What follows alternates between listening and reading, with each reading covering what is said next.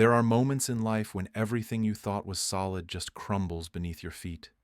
One minute you are planning your future with the person you love, excited about building a life together. The next, you are standing in your own bedroom doorway, watching that future die right in front of you. I am Arturo, and 3 years ago, I was weeks away from marrying the woman I thought was my soulmate. My younger brother Dylan and I had always been close. He was the baby of the family, the one everyone protected and forgave. I trusted both of them completely. I never imagined the two people I loved most in this world would be the ones to destroy me. Before we dive into what happened that night, I want to know where you are watching from. Drop your city or country in the comments below. If this story resonates with you, hit that like button and subscribe to the channel. Trust me, you will want to stay until the end. Because what I discovered changed everything I believed about family loyalty and what it really means to forgive. Let me take you back to that evening when my entire world shattered. I was 30 years old working as an architect at a mid-sized firm in Portland, Oregon. Life felt good, really good. I had just wrapped up a major project designing a community center for a neighborhood on the east side of town. Seeing those blueprints come to life, watching the construction team break ground, it filled me with pride. My career was exactly where I wanted it to be. Then there was Grace. We met 3 years earlier at an art gallery opening through mutual friends. She was standing in front of a massive abstract painting, tilting her head like she was trying to decode some hidden message. When I walked up and made a joke about modern art, she laughed, and that laugh just lit up the whole room. Grace taught second grade at an elementary school downtown. She had this gentle way about her, patient and thoughtful. Kids adored her. I adored her. We got engaged after 2 years of dating. I proposed on a beach in Cannon Beach during sunset, the kind of moment you see in movies. She said yes before I even finished asking. We started planning the wedding immediately. Grace wanted something rustic and intimate, so we booked this beautiful barn venue about 40 minutes outside the city. We chose October for the ceremony, when the leaves would be golden and the air crisp. She spent hours creating Pinterest boards, picking out mason jar centerpieces and string lights. I just wanted to see her happy. Most evenings, Grace would cook dinner while I worked late. I would come home to the smell of garlic and herbs, her humming along to some playlist in the kitchen. We talked about having 2 kids someday, maybe a dog. Simple dreams, but they felt perfect. My brother Dylan was 27, 3 years younger than me. He worked in marketing, though his job situation had never been stable. He bounced between agencies, always chasing the next opportunity that never quite panned out. Last year, when he got laid off, I helped him out financially, covering his rent for a few months until he landed something new. That is what brothers do, right? You show up for each other.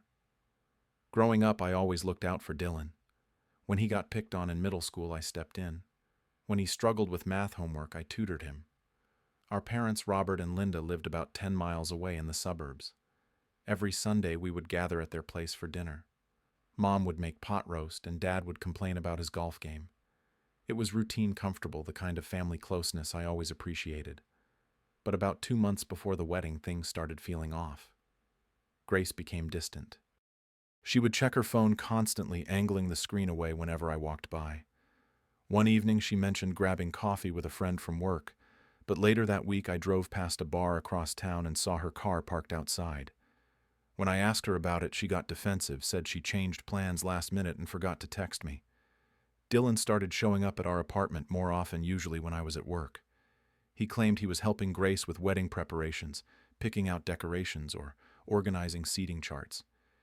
It seemed thoughtful at first. Grace would mention how sweet Dylan was being, how much time he spent making sure everything was perfect. I felt grateful. Then one night, I saw a text notification pop up on Grace's phone while she was in the shower. It was from Dylan. The message read, "Miss you already." My stomach twisted. When Grace came out, I asked her about it. She did not even hesitate. She said Dylan was going through a rough time after breaking up with his girlfriend and was feeling lonely. The text was just brotherly affection, nothing more. I believed her. I wanted to believe her. My best friend Marcus noticed something was wrong before I did. We grabbed beers one Thursday after work, and he looked at me across the table and said, Man, something feels off. You sure everything is okay?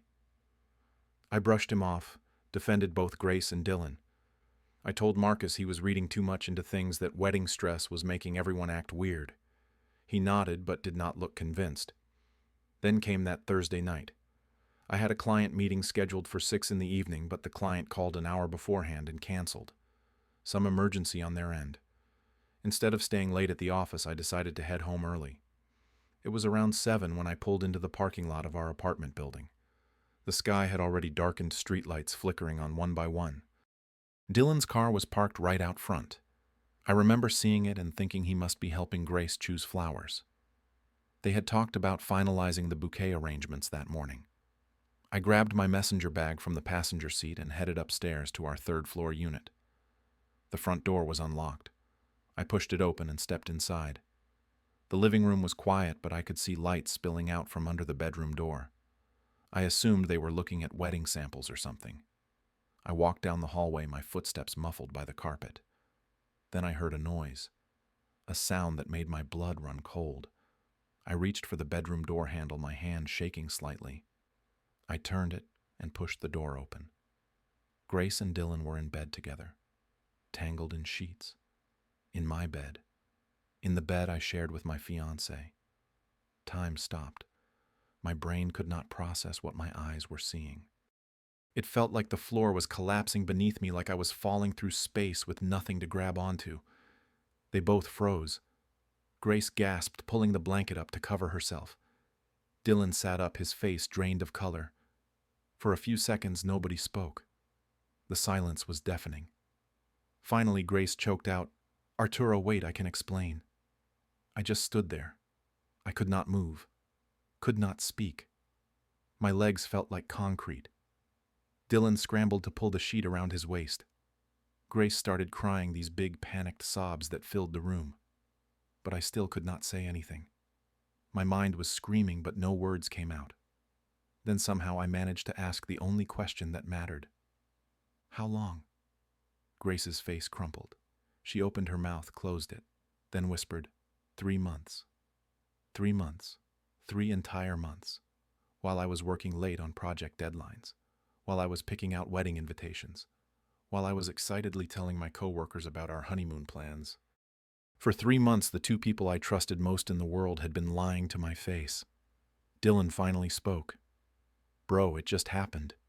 We did not mean for this." His voice sounded small, pathetic. Something inside me snapped. I turned and walked out of the bedroom. I heard Dylan scrambling behind me, heard him calling my name. He grabbed my arm as I reached the living room. "Arturo, please let me explain."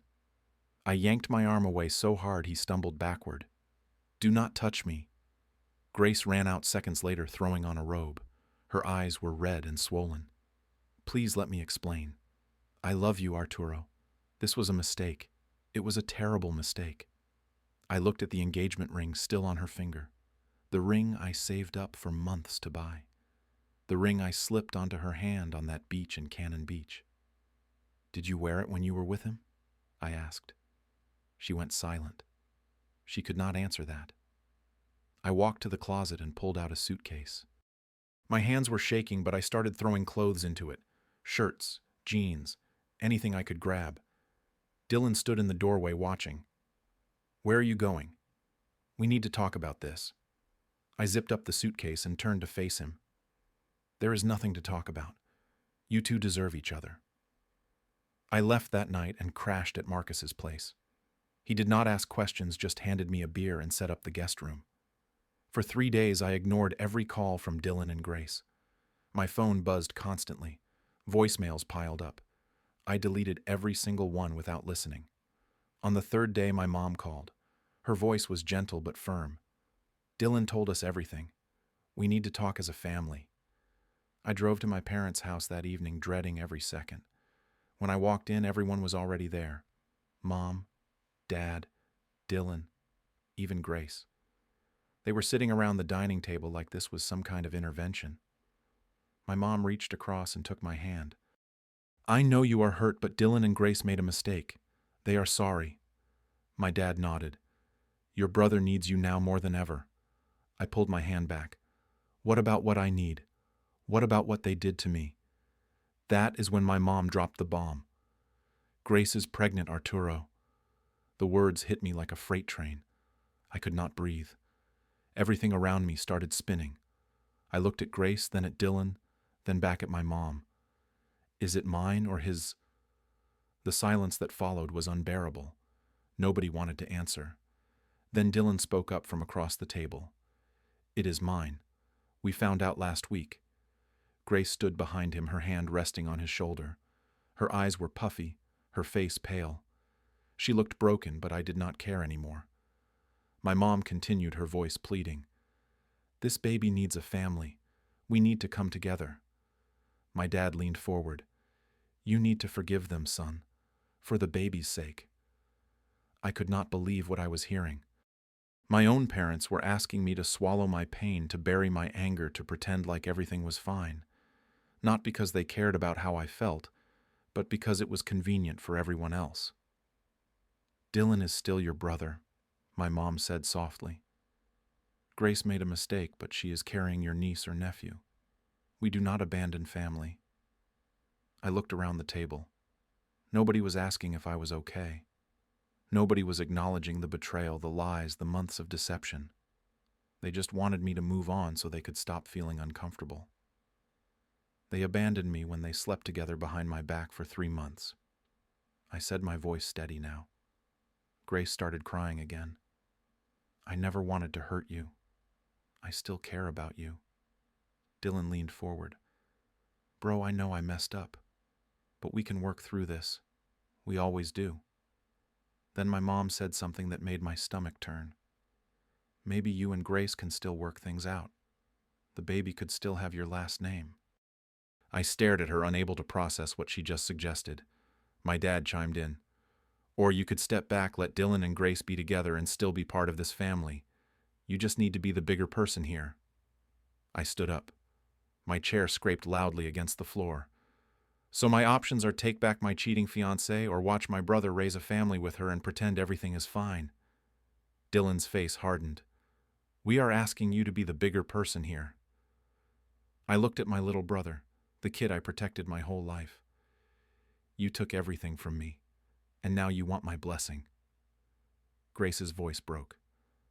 Please, Arturo, do not make this harder than it already is. That was it. That was the moment I realized they were never going to understand. I am making this hard. You two had an affair for 3 months while I was planning our wedding, and I am the one making this difficult. My mom's expression shifted to concern, but not for me, for the neighbors. Lower your voice. The neighbors might hear. That is when it clicked. They cared more about appearances than they cared about me. I left my parents' house that night and never looked back. At Marcus's apartment, I sat down and wrote a long email to my entire family. I explained that I could not forgive the betrayal, not because I hated them, but because I respected myself too much to accept being treated that way. I wrote, You are asking me to forgive them for the baby, but nobody asked them to think about me before they created this situation. The next morning, I emailed every wedding guest. I kept it simple. Due to unforeseen circumstances, the wedding will not take place. Thank you for your understanding. I did not explain. I did not point fingers. I just canceled it. Then I called the barn venue. I lost the deposit, but I did not care. I contacted the landlord for the apartment Grace and I shared, and had my name removed from the lease. Within 1 day, I arranged to move all my remaining belongings out. Marcus helped me pack everything into a storage unit. The hardest part was cutting off contact. I blocked Dylan's number, then Grace's, then my parents'. In the first week, my mom showed up at my office. She found me in the parking lot as I was leaving for the day. You are throwing away your family over one mistake, she said, tears streaming down her face. I stopped and turned to her. It was not one mistake. It was 3 months of lies.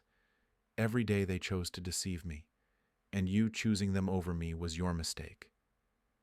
I am not choosing anyone, she insisted. I am trying to keep this family together. A family that asks me to swallow my pain for their convenience is not a family I want to be part of. She cried harder, and part of me wanted to comfort her, but I could not. I walked to my car and drove away. Dylan sent me a long email a week later. He apologized repeatedly and asked if we could meet for coffee. I deleted it without responding. Grace created a new phone number and texted me. I know I do not deserve your forgiveness, but I hope one day you will understand. I blocked that number too. Marcus asked me one night over takeout, "You sure about this man that is your whole family?" I looked at him. They stopped being my family when they cared more about their comfort than my dignity. 2 months later, I got a job offer from a firm in Seattle. It was a senior architect position with better pay and more responsibility. I had applied months ago, back when Grace and I were still together, but I never thought I would actually take it if offered. Now it felt like a lifeline. I accepted immediately. Within 3 weeks, I moved to Seattle. I found a small one-bedroom apartment with a view of Puget Sound.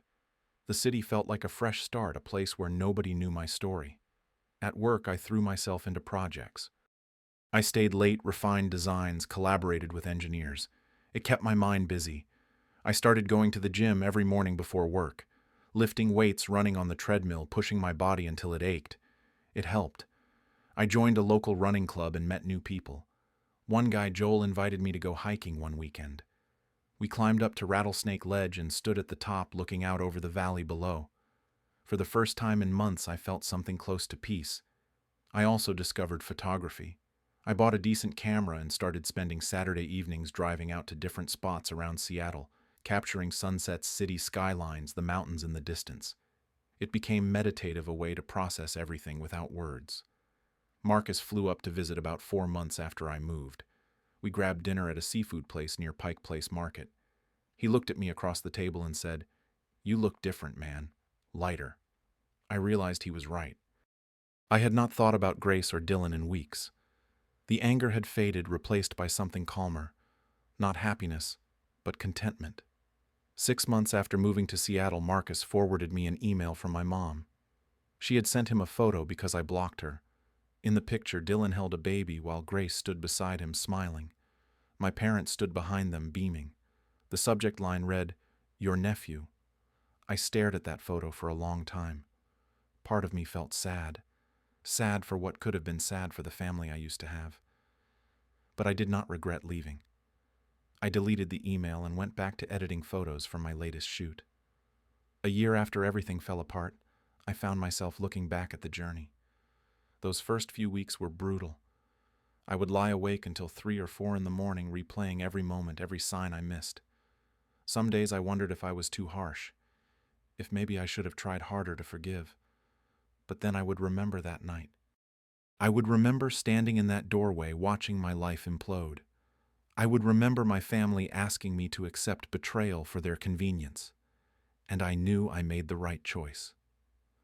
Leaving was not about hatred. It was about self-respect. It was about refusing to let people treat me like my feelings did not matter. I learned to take care of myself in ways I never had before. I cooked my own meals, kept my apartment clean, found joy in small things like a good book or a quiet morning with coffee. Work in Seattle continued to go well. I got promoted to lead architect on a major downtown development project. It was the kind of opportunity I dreamed about when I first started in this field. My boss pulled me aside one afternoon and told me my designs were some of the best the firm had seen in years. One Saturday, I went to an art gallery opening in Capitol Hill.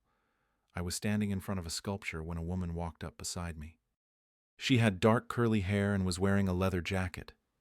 We started talking about the exhibit, about architecture and art and how they intersect. Her name was Isabel.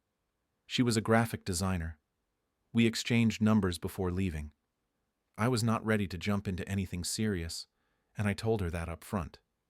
She understood. We started meeting for coffee, then dinner, then longer conversations that stretched late into the evening. It felt different from before. Easier.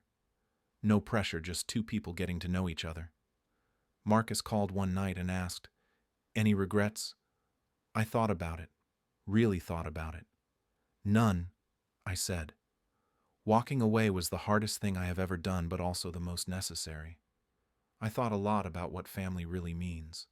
For so long, I believed family was about blood, about sticking together no matter what. But I learned that real family is about respect, loyalty, and mutual care.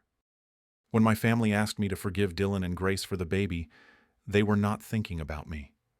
They were thinking about themselves, about avoiding discomfort, about keeping up appearances. Forgiveness is not about accepting disrespect. It is not about making other people feel better while you suffer in silence. Sometimes loving yourself means setting boundaries even with the people closest to you. And sometimes the healthiest thing you can do is walk away. I do not hate Dylan or Grace. I do not hate my parents. But I also do not regret leaving. I chose my own peace over their convenience, and that choice saved me. I still think about them occasionally. I wonder if they ever understood why I left. I wonder if my mom realizes that asking me to stay would have destroyed me. But those thoughts come less frequently now. Most days I focus on the life I am building, the projects I am designing, the friends I am making, the city I am learning to love. I am not the same person I was a year ago. I am stronger, more confident, more aware of my own worth. There is a strange kind of freedom in walking away from people who do not value you. It is terrifying at first. You feel untethered, like you are floating in open space with nothing to hold on to. But then you realize that is exactly what you needed. Space, distance, room to breathe and grow and figure out who you are without the weight of other people's expectations. So here is what I learned. Some people will tell you that forgiveness is a gift you give yourself. And maybe that is true. But sometimes the greatest gift is knowing when to walk away. Because freedom is not about holding on to people who hurt you. It is about choosing yourself when no one else will. And that choice, that single decision to value my own dignity over everyone else's comfort, that is what saved my life. Now I want to hear from you. Have you ever had to walk away from family because they did not respect your pain? How did you handle it? Drop your thoughts in the comments below. If this story hit home for you, smash that like button, subscribe to the channel, and share this with someone who might need to hear it. Thank you for listening to my story. I hope it reminds you that you deserve respect, even from the people who are supposed to love you most. Take care of yourself out there, and remember, sometimes the bravest thing you can do is choose you.